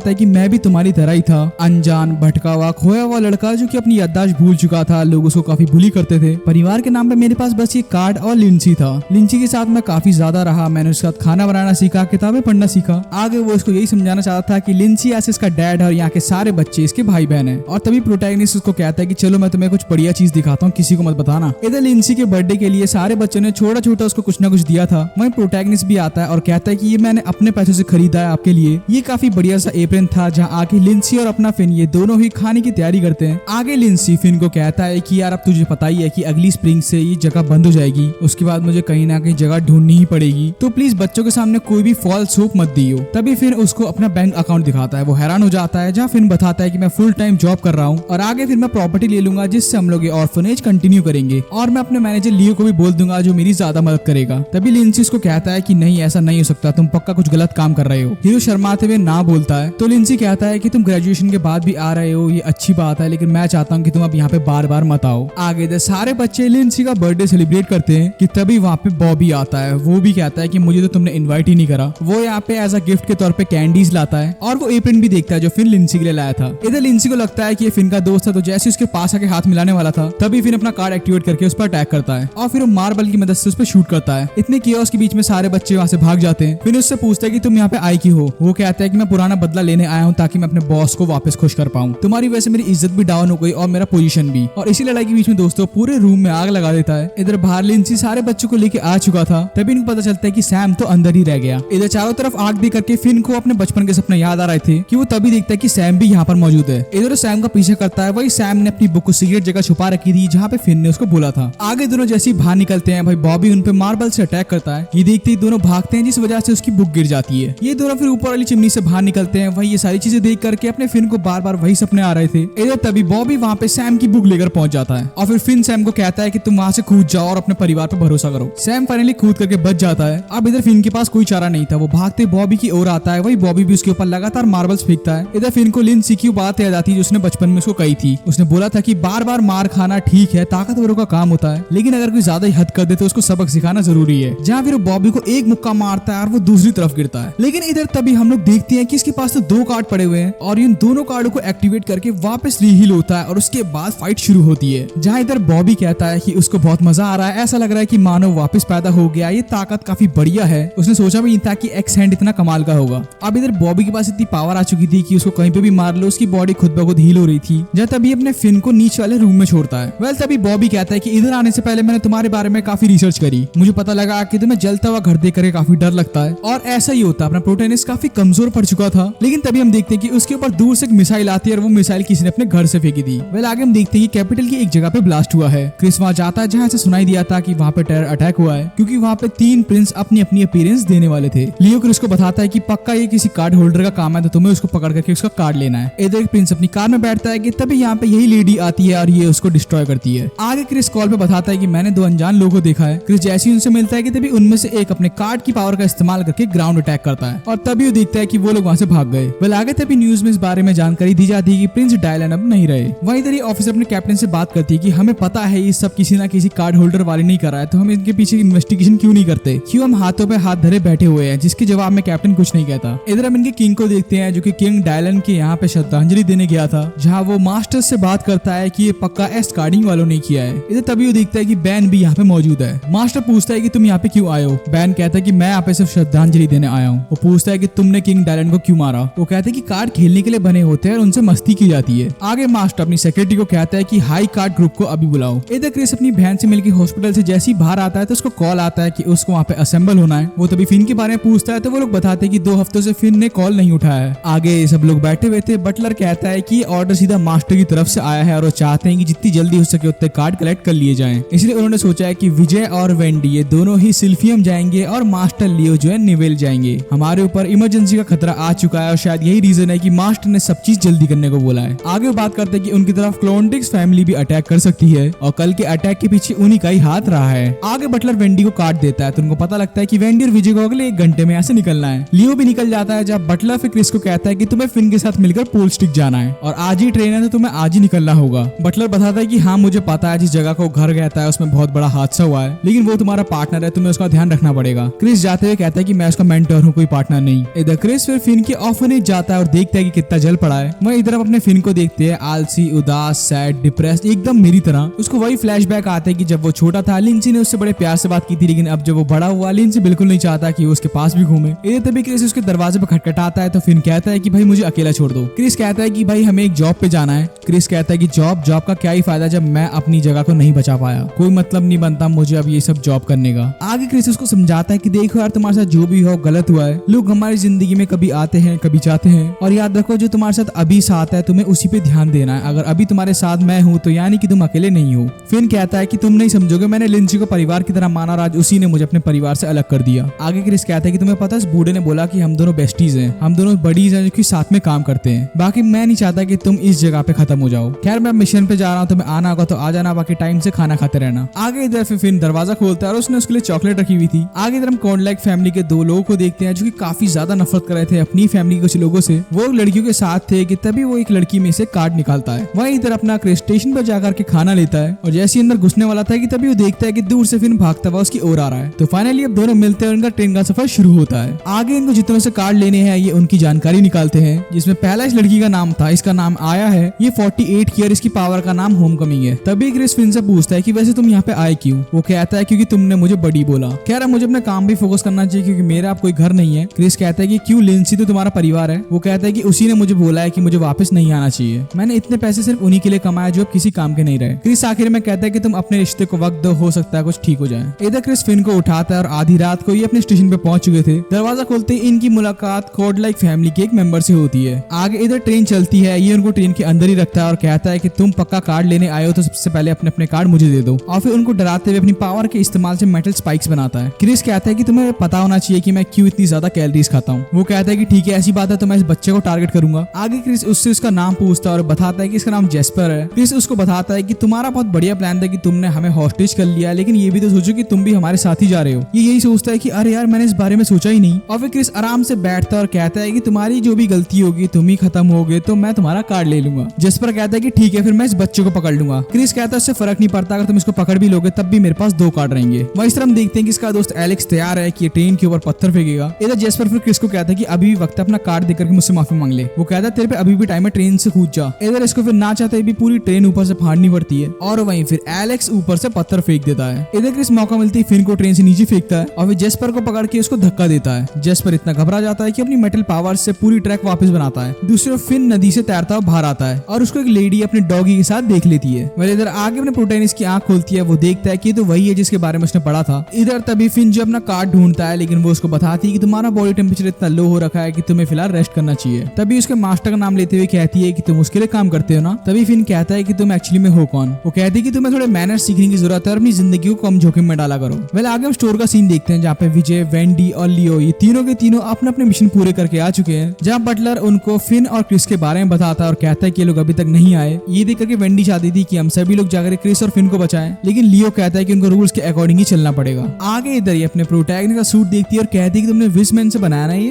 और फिर उसका कार्ड उसके सूट में वापस डाल के कहती है कि कितनी अजीब बात है, तुम मेरा कार्ड लेने आए थे और बीमार तुम खुद पड़ गए। आगे प्रोटैगनिस्ट उससे पूछता है कि हाई कार्ड क्या होता है। वो कहती है कि तुम नहीं समझोगे पौराणिक बातें। इधर फिन बताता है कि वो भी एक हाई कार्ड है और उससे पूछता है कि तुम्हें पता है उस ट्रेन का क्या हुआ जिसमें मैं था। जहाँ इधर ये आया इसको पूरी न्यूज दिखाती है। वो बताता है कि कैसे कॉर्नलाइक फैमिली ने इनके ऊपर अटैक किया था और क्रिस का अभी तक नामो निशान नहीं है। आया क्रिस का नाम लेकर के थोड़ा हैरान हो जाती है और ऐसा लगता है कि इसको क्रिस के बारे में कुछ पता है। वह इधर हम देखते हैं कि जेस्पर ने अपने क्रिस को ऊपर लटकाया हुआ है और उसका कार्ड ढूंढ रहा है जो कि उसको नहीं मिल रहा। वो तभी उससे गुस्से में कहते हैं कि तुम्हारा कार्ड कहाँ पे है। क्रिस कहता है कि उसको नहीं पता। जहाँ फिर गुस्से में जेस्पर उसको रॉड से पीटता है। आगे इधर एलेक्स टॉप पे जाता है जहाँ उसको दूर से आया का घर दिखता है। जहाँ इधर ये अपने प्रोटैगनिस्ट के लिए गरम गरम सूप बनाती है। वो कहती है कि मैंने तुम्हारे कपड़े धोकर सुखा दिए हैं, तुम्हें जहाँ जहाँ घाव लगे थे वहाँ तुम्हारी मरहम पट्टी भी कर दी है, क्योंकि मैं अब और लोगों को ऐसे मरता हुआ नहीं देखना चाहती। आगे वो इसके मुंह में चम्मच डाल के कहती है कि जल्दी सूप पियो ताकि तुम क्रिस को भी बचा पाओ। इधर प्रोटैगनिस्ट उससे पूछता है कि आपका इस लाइन का कहने का मतलब क्या था जब आपने बोला कि आप हमें मरता नहीं देख सकती। जहाँ बताती है कि वो भी आज से 25 साल पहले एक हाई कार्ड हुआ करती थी। वो भी काफी सारे दुश्मनों से लड़ती थी। उसके पास इतनी पावर थी कि उसको लगता था कि वो पूरी दुनिया कैप्चर कर लेगी। लेकिन एक दिन उन्हीं के मैसेंजर साथी को मार दिया जाता है। जहाँ उसका दोस्त कहते हैं कि तुम उसका कार्ड लेकर के चलो। उस वक्त से मेरा दिमाग काफी ज्यादा खराब हो गया था। मैं ये सोचती थी कि इनके अंदर दिल नहीं है क्या। 10 साल से ज्यादा मुझे भी हाई कार्ड में हो चुके हैं। लेकिन उसके बाद एक खतरनाक चीज हुई। एक बिल्डिंग में आग लगी जहाँ पे क्रिस नाम का बच्चा बहुत बीमार हो गया। जहाँ पे उस टाइम आया के साथी ने यही सोचा कि अगर वो एक्स कार्ड का इस्तेमाल करेगा तो क्रिस को बचा सकता है, लेकिन मास्टर ने करने से मना कर दिया था क्योंकि ये चीज रूल्स के एकदम अगेंस्ट जाती है। और हमें पता लगा कि ये आदमी और कोई नहीं क्रिस का डैड है। आगे इधर क्रिस का डैड लिटरली भाई इस बंदे के सामने भीख मांगता है, मास्टर को गिड़गिड़ाता है कि प्लीज मुझे यूज करने दो वरना मेरा बेटा नहीं बचेगा। मास्टर उसकी सुनता नहीं है और आया को कहता है कि इसका कार्ड ले लो। उसको अपने बेटे के लिए ऐसे गिड़गिड़ाता देख आया को बहुत तकलीफ होती है, तो वो चुपचाप इस रूम से बाहर निकल जाती है। तभी मास्टर अपना वेपन निकालता है, सोचता है कि उसको क्रिस का खेल खत्म करना ही पड़ेगा कि तभी आया उसको रोकती है। वहीं क्रिस का डैड अपनी पावर्स का इस्तेमाल करता है, वो सारे कार्ड मिला के एक एक्स कार्ड बनाता है जिसकी मदद से क्रिस की जान बच जाती है। लेकिन एक जान बचाने के लिए दूसरी जान नहीं रहती, यानी कि दोस्तों वो कार्ड जो है क्रिस को बचा लेते हैं, लेकिन उसमें इतनी पावर लग जाती है कि उसके डैड वहीं खत्म हो जाते हैं। वेल उसी दिन के बाद से आया का बहुत दिमाग खराब हुआ, उसको मेंटल पीस की बहुत तलाश थी, वो जगह जगह भटकती रही, फिर फाइनली उसको ये जगह मिली और उसने सोच लिया था कि वो अपनी बाकी की जिंदगी अब यहीं बिताएगी। आगे वो बताती है कि एक्स हैंड जो होता है काफी पावरफुल होता है, अगर टाइलर उसको अपने बेटे के ऊपर यूज ना करता तो आज वो जिंदा रहता। वहीं लियो फिर मास्टर को सारी जानकारी देता है कि कैसे अभी एक कार्ड आना बाकी है और वो कार्ड क्रिस और फिन लेके आएंगे। इधर जेस्पर ने भाई क्रिस का मार मार के भरता बना दिया था, जहाँ फिर क्रिस पूछता है कि तुम्हारा दूसरा दोस्त एलेक्स कहाँ पर है।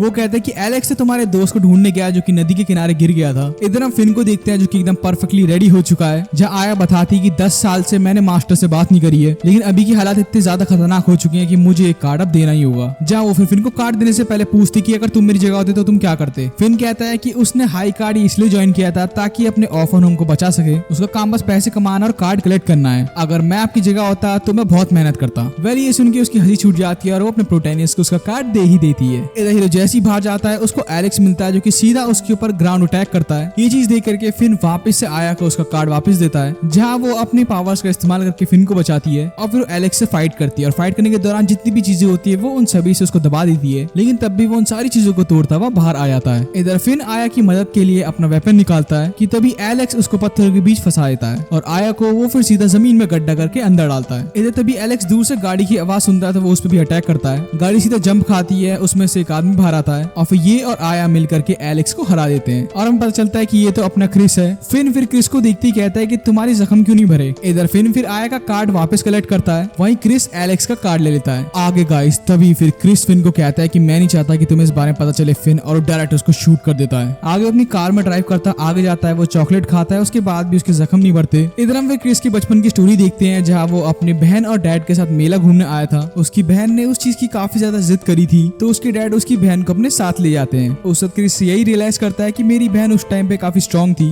तो हम लोग एकदम परिवार की तरह रहते थे और कोशिश करते थे कि हम वो दर्द भुला पाएं। कभी कभी हमें घटिया ब्रेकफास्ट मिलता तो कभी कभी डैड हमारे साथ कार्ड गेम खेलते, लेकिन तभी अचानक एक ब्लास्ट हुआ। मेरी जब आंख खुली मैंने देखा कि मेरे डैड नहीं रहे और मैं और मेरी बहन इस पूरी दुनिया में अकेले बचे थे। तब से मैं मुखौटे पे मुखौटे पहनने लगा ताकि किसी को मेरे अंदर का दुख दर्द ना दिखे। एंड खुश तब होता था जब वो अपनी बहन से हॉस्पिटल में मिलता था, और उस वक्त जब डॉक्टर ने उससे बात की तो डॉक्टर ने बोला कि अब आपकी बहन कुछ पल की मेहमान है। तो यहीं से क्रिस ने अब सोच लिया है कि वो भी वही करेगा जो उसके डैड ने इसको बचाने के लिए किया था। और फिर वो फिन को याद करता है, सोचता है कि तुम मेरी वही पर्सनैलिटी हो जिसको मैं काफी टाइम पहले पीछे छोड़ आया हूँ। तुमसे झूठ बोलना मतलब खुद से झूठ बोलने के बराबर हो चुका था। खैर अब जो हो, मेरे पास वक्त नहीं बचा, मुझे आगे बढ़ना होगा। इधर आगे क्रिस की आंख खुलती है, वो अपने ऑफिस आ चुका था। तभी लियो भागते हुए उसके पास आके कहता है कि क्रिस कहाँ पर है, तुमने उसको देखा? वो कहता है कि उसके इस बारे में ज्यादा पता नहीं है, और मैं बताया जाता है कि वो सारे कार्ड लेकर के गायब हो गया, जिस वजह से उसको इस कंपनी से भी निकाल दिया गया है। और अभी लियो भी फिलहाल क्रिस को नहीं ढूंढ सकता क्योंकि उसको विजय और वेंडी के साथ हाई पैलेस जाना है। और आगे लियो फिन को बताता है कि कॉर्पोरेशन ने तुम्हारा भी कार्ड ले लिया है और क्रिस पे अभी इंक्वायरी बैठेगी। इधर नाले के अंदर बान और उसकी पूरी आर्मी को देखते हैं, जहाँ वो उन सभी को अपनी बातों से काफी मोटिवेट करता है। तभी यह नाहट आती है। बैन उसको देख के कहता है कि तुम्हें वो चीज मिली? वो कहती है कि मैं तुम्हारे प्लान के साथ नहीं चलना चाहती। इधर हम चेल्सी को देखते हैं। क्रिस ने उसको बुलाया था और कहा था कि मुझे कुछ सामान देना। वो उसको सामान देती और पूछती कि क्या सच है मुझे बताओ, क्योंकि मैं जहाँ काम करती हूँ पुलिस आई थी और तुम्हारे बारे में पूछ रही थी। आगे वो उसकी बात नहीं सुनता और वो अपने कपड़े वहीं बदलता है। जहाँ तभी चेल्सी देखती है कि इसकी बॉडी में तो काफी ज्यादा निशान पड़े हुए हैं, तो कहती है कि तुम आजकल कुछ ज्यादा खतरे वाला काम नहीं कर रहे। क्रिस उसको इग्नोर करता है, उसकी कोई बात का रिप्लाई नहीं करता। जहाँ तभी अपनी कार्ड का इस्तेमाल करके जैसे उसके पास आती है, क्रिस उसको रोक करके किस करता है और फिर उसको कहता है कि तुम जब कुछ नहीं बोलती तो तुम बहुत खूबसूरत लगती हो। जहाँ चेल्सी फिर गुस्से में उसके मुंह पे एक चाटा मारती है। वेल जैसे ही आगे बढ़ता है चारों तरफ पुलिस उसको घेर लेती है, जहाँ काफी सारी बुलेट्स डॉज करता हुआ आगे भागता है। इधर तभी नाहट आती है जो कि सारे पुलिस वालों को गिराती है और उसको जाने का मौका देती है। इधर फिर ऐसी बैठा हुआ था कि तभी उसके ऑफिस में लिंसी आता है, जहाँ वो उसको एक लेटर दिखाता है जिसमें लिखा हुआ था कि ये पैसा उतना तो नहीं है कि तुम्हारा पूरा ऑर्फनेज बन जाए, लेकिन इस पैसे को ऑर्फनेज के काम के लिए ही लगाना। और साथ ही साथ 2 करोड़ का चेक भी होता है, जहाँ फिन समझ जाता है कि ये सारे काम क्रिस के हैं। आगे फिन सोचता है कि इसमें सारी गलती उसी की है, उसी की वजह से काफी सारी चीजें बिगड़ी हैं। लिंसी कहता है कि ऐसा कुछ नहीं है, तुम बचपन से ही अपने आप को दोष देते हुए आए हो। मैंने भी हाल ही में तुम्हें बहुत कुछ गलत बोला, उसके लिए मैं तुमसे माफी मांगता हूँ। और आगे आगे लिंसी कहता है कि मैं चाहता हूँ कि एक दिन तुम हमारे साथ मिलना और हमारे साथ ही रहना। लिंसी की इन बातों से अपने प्रोटैगनिस्ट को क्रिस की बातें याद आती है, जब उसने उसको कहा था कि थोड़ा वक्त दो, रिश्ते और ठीक हो जाएंगे। आगे तभी प्रोटैगनिस्ट कहता है कि ये जगह भी काफी बेहतर है, यहाँ पे बटलर मुझे गरम गरम चाय देता है, यहाँ पे चीजें काफी अच्छी हैं। तभी लिंसी कहता है कि तुम्हारे दोस्त क्रिस ने इतना बड़ा अमाउंट दिया तो इसका मतलब ये तो नहीं कि हम भी उसकी फैमिली हुए। वो कहता है कि अरे नहीं, उसके पास ऑलरेडी एक फैमिली पड़ी हुई है, उसकी बहन है। और तभी अपने प्रोटैगनिस्ट के डॉट कनेक्ट होना शुरू हो जाता है और उसको तब पता चलने लग जाता है कि उसने वो कार्ड क्यों लिए थे। वो फिर वहां से भागने लगता है। उसको रियलाइज होता है कि अभी तक जितने भी हमारे मिशन फेल हुए वो एक्चुअली में फेल नहीं थे, सारे के सारे कार्ड क्रिस के पास ही हैं। फिर चाहे ऑक्शन में से जो कार्ड हो या चाहे बैन की फैमिली में से मिला हुआ कार्ड ही क्यों ना हो। और क्रिस ने फैसला कर लिया था कि वो अपनी बहन को बचा के रहेगा। दूसरी ओर लियो यही सोचता है कि पता नहीं क्रिस का क्या हुआ होगा। और तभी वो लोग देखते हैं कि काफी सारे टेरर ग्रुप्स जो है अपने वेपन्स लेकर के वहाँ पे शूटिंग शुरू करते हैं। और ये देखते ये तीनों अपना कार्ड एक्टिवेट करते हैं। इधर ऑफिसर भी चेल्सी को लेकर के आगे जा ही रही थी कि तभी उसको भी मैसेज आता है कि रॉयल पैलेस में अटैक हुआ है। इधर फिन भी भागता हुआ हॉस्पिटल पहुंचता है, जहाँ वो देखता है कि क्रिस की बहन बेड पे नहीं है, लेकिन उधर एक पर्चा छूटा हुआ है जहाँ पे फोन नंबर है और ऊपर लिखा हुआ है कि मुझे कॉल करना। जहाँ तभी फिन क्रिस को कॉल करता है और क्रिस कॉल पे उसको सारी बातें बताता है कि अभी तक जो भी कुछ हो सबका सब उसी के प्लान का हिस्सा था, चाहे वो ऑक्शन में डमी कार्ड रखना हो या फिर ट्रेन में तुम्हारा गिरना हो। हर चीज उसने ऑलरेडी प्री प्लान करी हुई थी ताकि वो 4 कार्ड खरीद सके, जिससे वो एक्स कार्ड बना करके अपनी बहन को जिंदा कर पाए। आगे फिन कहता है कि तुम्हें बखूबी पता है ना कि कार्ड यूज करने के बाद क्या होगा। वो बताता है कि हाँ मुझे पता है कि कार्ड यूज करने के बाद क्या होगा। और फिर वो कहता है कि फिन जब भी मैं तुम्हें देखता हूँ मुझे अपना बीता हुआ कल याद आता है। ऐसा लगता है कि मैंने कोई मुखौटा नहीं पहना हुआ, मैंने अपनी सारी कमाई जमा पूंजी तुम्हारे अनाथालय में दे दी है। मैं चाहता हूँ कि मेरे जाने के बाद तुम उसको ठीक से और बढ़िया बनाओ। आगे तभी फिन कहता है कि क्या परिवार का मतलब खून का रिश्ता ही होता है? परिवार वो होता है जिनके साथ हम उठते हैं, बैठते हैं, खाते हैं, मौज मस्ती करते हैं। ये मत भूलो हम भी तुम्हारा परिवार ही है और तुम्हें अपने परिवार के पास आना होगा। ये सुनते क्रिस थोड़ा सहम सा जाता है, लेकिन तभी उसका फोन काटते कहता है कि मुझे अपनी बहन को बचाना है। आगे तभी क्रिस अपनी कार निकालता है। प्रोटैगनिस्ट हॉस्पिटल की खिड़की से उसको जाते हुए दिखता है कि तभी साइड में से स्नाइपर आकर के उस पर फायर करता है। क्रिस इमॉर्टल है इसलिए उसको कुछ नहीं होता। वही स्नाइपर फिन को कहता है कि तुमने मास्टर के रूल्स को तोड़ा है और क्रिस से कांटेक्ट करा, जिस वजह से तुम्हें अपनी ऑर्गेनाइजेशन से निकाला जाता है। वहीं इधर रॉयल पैलेस मानो जंग का मैदान बन चुका था। यहाँ पे लगातार शूटिंग हो रही थी, कभी विजय उनको रोकता तो कभी वेंडी रोकती और अपना लियो तो बस उसको तो मौका चाहिए तोप चलाने का।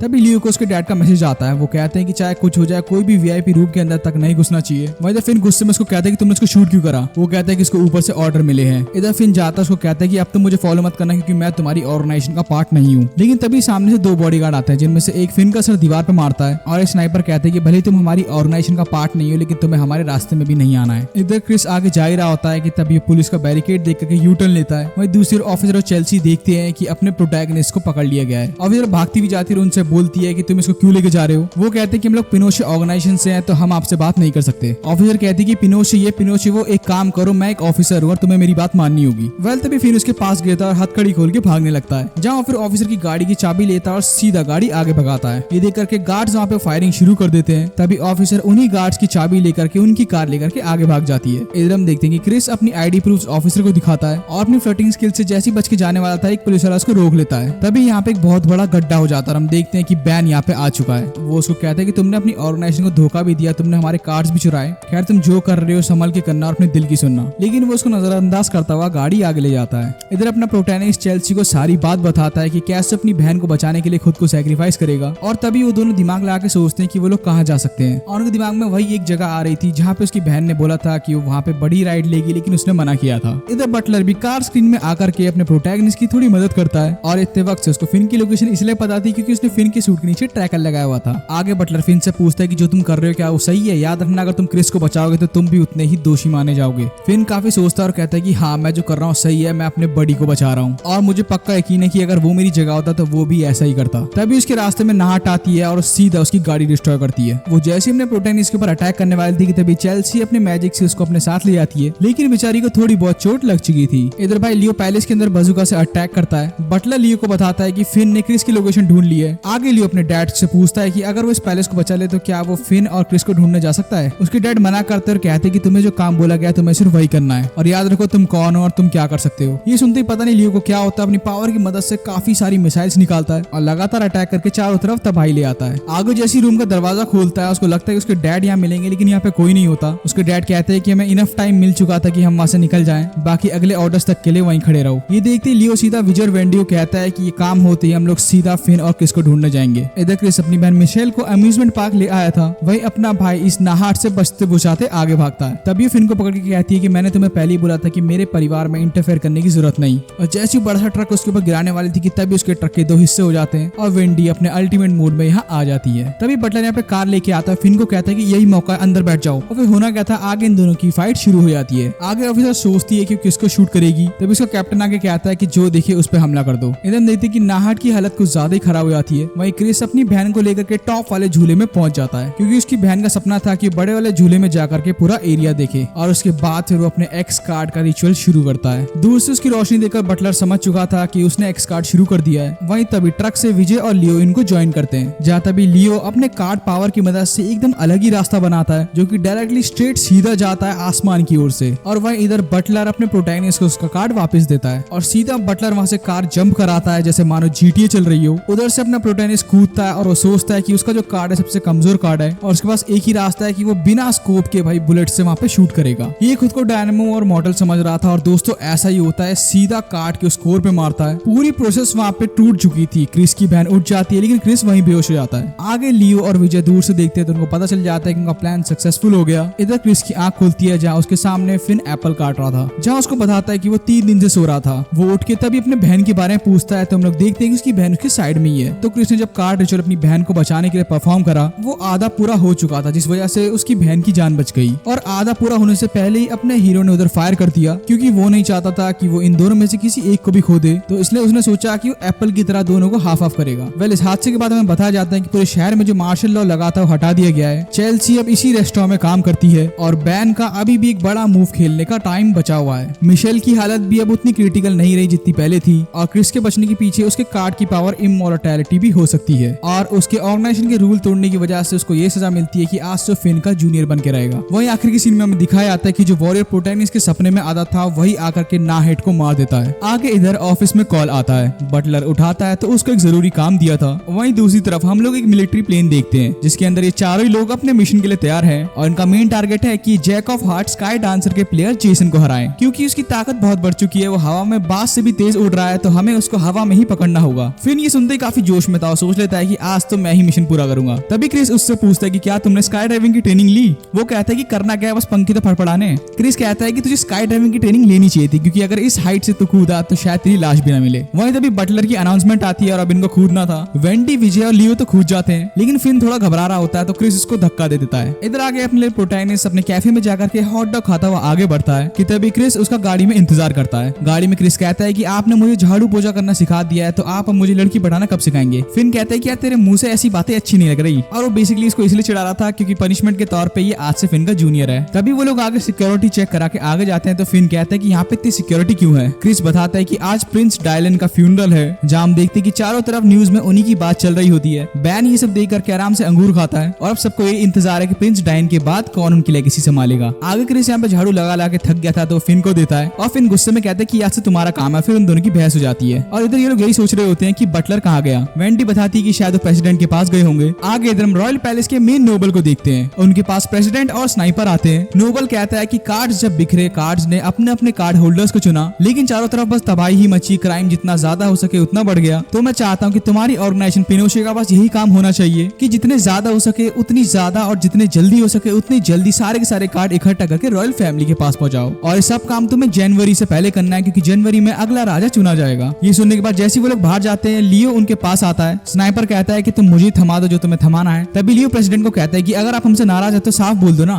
प्रेसिडेंट इनसे नाराज थे क्योंकि ये काफी स्लो कार्ड लेके आ रहे हैं। तभी स्नाइपर कहता है कि ये बक्सा मुझे दे दो, मुझे कार्ड संभालने की जिम्मेदारी दी गई है। वहीं इनके सामने से 3 प्रिंस गुजरते हैं, इन तीनों में से कोई एक राजा बनेगा। आगे प्रेसिडेंट फिर कहता है कि तुम्हें बाकी का काम बटलर समझाएगा। आगे हम देखते हैं कि काफी सारी पुलिस फोर्स एक घर के अंदर जाती है। हमें दिखाया जाता है कि सभी लोग कैप्टन और ऑफिसर की कमांड पे यहाँ पहुंचे हैं और जिसको पकड़ने आए थे वो यहाँ से चला गया। इधर ऑफिसर कहती है कि किंग के असैसिनेशन में बैन का काफी इंपॉर्टेंट रोल है तो हम उसको क्यों नहीं पकड़ सकते। कैप्टन उसको कहता है कि कड़वा सच यही है कि अगर किसी भी चीज में कार्ड इन्वॉल्व हो गया तो हम उसमें इन्वॉल्व नहीं होंगे। और तभी वहाँ पे जो एक तेज ब्लास्ट होता है। उस ब्लास्ट से कैप्टन बेहोश हो चुका था तो ऑफिसर उसको लेके जैसी आगे बढ़ती है उसके सामने एक लड़की दिखती है और वो तभी बेहोश हो जाती है। इधर इस ऑर्फनेज को वापस से बनाया जा रहा था और ये बनता देखकर फिन को वो दिन याद आता है जब इसमें आग लगी थी। तभी लिंसी उससे मिलने आता है। वो बताते कि सैम और बाकी बच्चे अभी काफी खुश हैं। फिन कहते हैं कि अभी टेम्परेरी जगह के बाद जब ये जगह पूरी बन जाएगी तो वो यहाँ पे आ जाएंगे। आगे लिंसी कहता है कि हमारी न्यूज सुनकर एक एंटरप्रेन्योर ने सोचा कि वो हमारी हेल्प करेगा तो उसने जमींदार से वो जमीन ले ली। फिन कहता है कि अरे यार ये तो मैं करने वाला था। वो हंसते हुए कहता है कि मैं सोच रहा हूँ कि अपनी ऑर्फनेज का नाम सन फील्ड से हटा के एप्पल फील्ड कर दूं, जहाँ फिन को बताता है कि आईटी कंपनी के फाउंडर ने हमारी हेल्प करी है। ये सुनते फिन काफी खुश होता है क्योंकि उसका पहला कस्टमर वही था और उसको पहली गाड़ी उसी ने दी थी। आगे लिंसी यहाँ पे इसलिए आया था क्योंकि फिन ने पूछा था कि उसको अपनी फैमिली के बारे में जानना है। तो लिंसी बताता है कि आज से काफी टाइम पहले एक बूढ़े आदमी की मौत की खबर काफी चर्चा में थी। उसी दौरान काफी वेल्दी अमीर फैमिली अपने बच्चे का बर्थडे सेलिब्रेट करती है कि तभी अचानक से वहाँ पे ब्लास्ट होता है, चारों तरफ आग ही आग आ जाती है। फायर फाइटर्स आग बुझाते हैं और अंदर लोगों को बचाने की कोशिश करते हैं, लेकिन उनको कोई नहीं मिलता। ऐसा माना गया था कि रूम के अंदर बस पेरेंट्स और एक बच्चा ही था। इधर तभी एक फायर फाइटर को दूर से तुम खड़े हुए मिले। उसके बाद तुम फिर यहाँ पे ऑर्फनेज आ गए। मुझे लगा कि तुम काफी शौक में रहोगे, इसलिए मैंने सोचा कि मैं तुमको अपने साथ ही रखूंगा और जब तुम बड़े हो जाओगे तो मैं सच तुम्हें बताऊंगा। और आज तक वो आरोपी पकड़े नहीं गए जिन्होंने वहाँ पे ब्लास्ट किया था और वो केस यहीं ठंडा हो गया। ये सुन के फिन काफी खुश होता है। उसके बाद ये अपनी बस में बैठा हुआ यही सोचता है कि पक्का इसका एक्स कार्ड से कुछ ना कुछ रिलेशन होगा। वेल तब इसको क्रिस की कॉल आती है और कहता है कि माफ करना, मैंने तुम्हारी छुट्टी खराब करी, लेकिन जहाँ पे तुम्हारा ऑर्फनेज है उसकी थोड़ी दूरी पर ही एक हॉपकिंस नाम का गार्डन है जहाँ पे एक मॉन्स्टर आया है। लोग कह रहे हैं कि वो येती बिगफुट की जैसा है। जहाँ तभी वहाँ पे भी ब्लास्ट होता है। क्रिस देखता है कि येती नहीं, ये तो एक बड़ा सा गोरिल्ला है। इसके पास 6 ऑफ हार्ट्स था और इसकी पावर है कि ये किसी भी एनिमल में ट्रांसफॉर्म हो सकता है। तभी फिन कैब रेंट करता है, क्रिस के पास आता है। इधर क्रिस जंगल में ढूंढ रहा था कि वो कहाँ गया कि तभी भेड़िया बन के उस पर अटैक करता है। उसने उसको चोट पहुंचा दी थी और जैसी भेड़िया उसको मारने वाला था उतने में फिन आ जाता है और तभी फिन उसका पीछा करते हुए आगे वैली के अंदर पहुंचता है। तो वो देखता है एक नाइट ने उसको वही खत्म कर दिया, उसका कार्ड भी ले लिया। और ये नाइट वही है जिसने फिन की पूरी फैमिली को तबाह करा और यही फिन के सपने में भी आता है। उसको देख करके फिन काफी घबरा रहा था कि तभी क्रिस उसके पास आता है। वो क्रिस को बताता है कि यही वो नाइट है जो मेरे सपने में आता है। जहाँ नाइट इनको देख करके अपनी हल्की ब्लेड के घुमाता है, भाई आधी जमीन हिल जाती है और ये देखकर क्रिस और फिन वहाँ से भाग जाते हैं। इधर तभी एक अनजान लड़का आता है। वो नाइट को कहता है कि तुम रुक जाओ, तुम बस एक दुखी आत्मा हो जो कि हर किसी को परेशान करता है, तबाही लाता है। नाइट के पीछे भी एक और लड़की आ जाती है और ये देख करके नाइट काफी तेज आवाज निकालता है। आगे सभी लोग कैफे में बैठे हुए थे जहाँ क्रिस उन सभी को बताता है कि आज मैं उस नाइट से मिला जो कि फिन के सपने में आता है। ये सभी लोग बात करते हैं कि इस बारे में तो उन्होंने कभी सुना नहीं। इधर तभी चेल्सी आती है। वो सभी को उनके हिस्से का खाना देती है और तभी उनसे पूछती कि फिन कहाँ पर है। जहाँ अपने फिन की फट चुकी थी और वो कोने में दुबक के अपने कार्ड को घूरता है। वहीं इधर बैन कॉल पे किसी से बात करता है और वो कहता है कि ज़ेनोन तुम्हें पता है कि दुनिया बदलने वाली है। जहाँ ज़ेनोन कहता है कि अब हमें मजा आएगा। वेल तो गाइस, आप सभी लोगों को ये एनीमे बहुत पसंद आया होगा एंड इसी के साथ हम लोग इसका पार्ट 1 यहीं पे खत्म करते हैं। इस वीडियो में हमने इस एनीमे का सीजन 1 कंप्लीट करा है और अगले पार्ट में हम सीजन 2 यानी कि इसका लास्ट पार्ट कवर अप करेंगे। और तुमने मेरी पास्ट वीडियोस में काफी ज्यादा प्यार दिखाया है तो मैंने सोचा कि मैं उसके पार्ट 2 के कुछ झलक इसमें डाल दूं। तो हाँ, आखिर में मैंने सीजन 2 के फर्स्ट एपिसोड को भी डाला। तो आई होप तुम लोगों को ये एनीमे पसंद आया होगा और पार्ट 2 चाहते तो जल्दी से जल्दी चैनल को सब्सक्राइब करो, बेल आइकन याद से प्रेस कर देना ताकि तुम्हें पार्ट 2 का नोटिफिकेशन जरूर मिले। बाकी अपना ध्यान रखना, मैं तुम्हें मिलूंगा पार्ट 2 की एक्सप्लेनेशन में। तो बस फिर it's your Hindi signing off, नमस्ते।